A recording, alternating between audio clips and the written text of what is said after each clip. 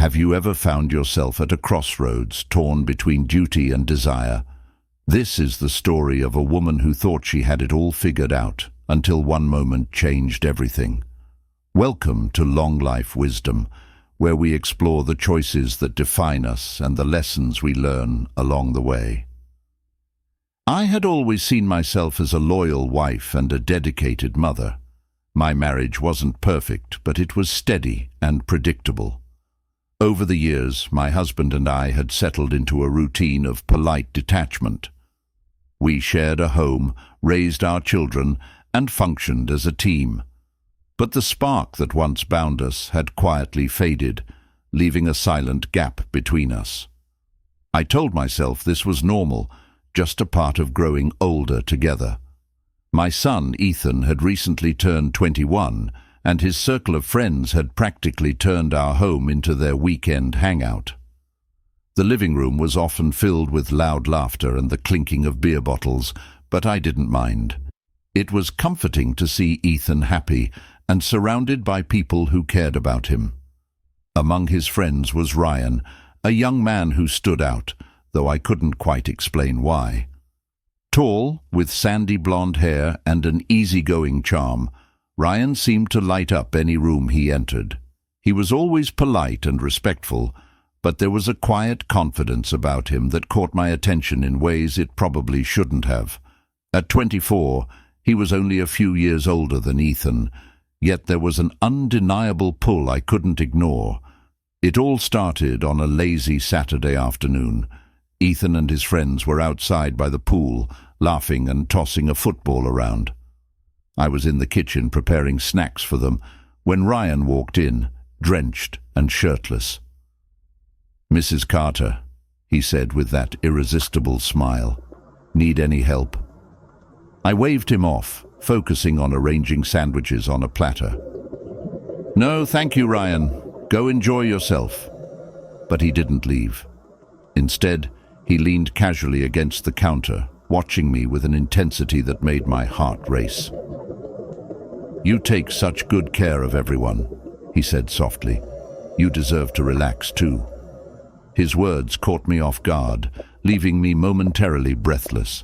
It wasn't just what he said, but the way he said it. His voice low and sincere, as if he saw a side of me I hadn't recognized in years. I nervously brushed it off with a laugh. "That's just what mums do," I replied, trying to keep things light. But the look in his eyes made it impossible to ignore the unspoken tension between us. Over the following weeks, I started noticing Ryan more, the way his laughter filled the room, or how we always seemed to linger in the kitchen when I was there. I told myself it was harmless, a fleeting infatuation I'd never act on, but deep down, I knew there was something deeper brewing. Then, one evening, everything changed. Ethan had gone out with his other friends, but Ryan stayed behind, saying he wasn't feeling well. I offered to make him some tea and sat with him in the living room. Without the usual noise and chaos, the house felt unnervingly quiet. As we talked, I found myself opening up in ways I hadn't in years. He listened attentively, his gaze fixed on mine. I shared my fears, my frustrations, and a loneliness I'd kept even from myself. When I finished, he reached for my hand. "You're amazing, Mrs. Carter," he whispered. "You deserve to feel alive." Before I could respond, he leaned in and kissed me, gentle at first, then with a passion that left me breathless. Every logical thought urged me to stop, to pull away, but I couldn't. For the first time in years, I felt desired, alive. Just as we pulled apart, the front door opened, and Ethan's voice rang out. Panic overtook me as Ryan quickly stepped back, his expression unreadable. The rest of the evening passed in a blur, my mind consumed with guilt and exhilaration. I could hardly look Ethan in the eye. In the days that followed, Ryan and I never mentioned what had happened, but the memory of that kiss lingered, a dangerous secret we both carried. I knew it was wrong, that I was risking everything, but I couldn't stop wondering, what if? That night, I barely slept. Lying in bed next to my husband, Steve, who snored softly, unaware of the turmoil within me, my thoughts replayed the kiss, the heat of Ryan's lips, the way his touch lingered, the intensity of his gaze. It had been years since I'd experienced anything like it. I wasn't sure whether I was more terrified by what had happened or by how much I longed to feel it again. The following day, I made every effort to avoid Ryan. Since Ethan had mentioned working on a group project, I assumed Ryan wouldn't be stopping by. But as if fate was testing my willpower, the doorbell rang later that afternoon. My stomach churned as I opened the door and found him standing there, holding a small toolbox. "Ethan said you needed help fixing the cabinet in the laundry room," Ryan said casually, though the flicker in his eyes revealed a hint of unease. He was nervous too. I hesitated briefly before stepping aside to let him in. "It's in the back," I said, my tone stiff as I led the way. The tension between us was palpable, filling the space like a heavy fog. Ryan worked silently, his usual easygoing demeanor replaced by an uncharacteristic seriousness. I lingered near the doorway, unsure whether to leave or stay, my heart beat so loud it felt as though it echoed in the room. When he finally finished, he turned to me with an unreadable expression. "Mrs. Carter, about the other night." "Ryan, we can't." I cut him off, my voice trembling. It was a mistake, a moment of weakness. He stepped closer, and I instinctively backed away until I felt the wall against my back. Now, just inches away, his scent, clean and unmistakably masculine, overwhelmed my senses. "Was it really a mistake?" he asked, his voice soft, almost a whisper.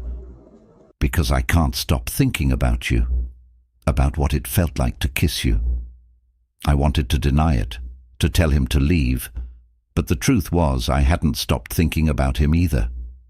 As my resolve faltered, he reached out and gently brushed my cheek with his hand. "You deserve more than this," he murmured. "You deserve to feel alive, to feel wanted." In that moment, the emotional walls I'd built around myself came crashing down. I closed the gap between us, my lips meeting his in a desperate, hungry kiss.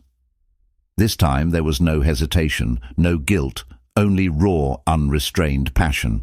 His hands explored my body, igniting a fire within me that I hadn't felt in years.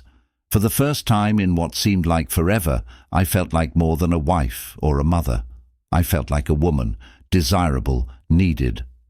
We ended up in the laundry room, the ordinary backdrop of my daily routine starkly contrasting with the wild abandon of what we were doing. His touch, his kisses, they consumed me, erasing every thought of my marriage, my family, or the consequences of our actions. When it was over, we sat in silence, the weight of what we had done settling over us like an oppressive blanket. I avoided his gaze, shame slowly creeping in to replace the fleeting euphoria. "This can't happen again," I whispered, more to myself than to him. But even as the words left my mouth, I knew they weren't true. Life has a way of testing us, doesn't it? Sometimes the choices we make redefine who we are and what we stand for. If you've ever faced a moment that challenged your values or your sense of self, let me know in the comments below. Don't forget to like, share and subscribe to Long Life Wisdom for more stories that remind us of the power of choice, growth, and the lessons life teaches us along the way.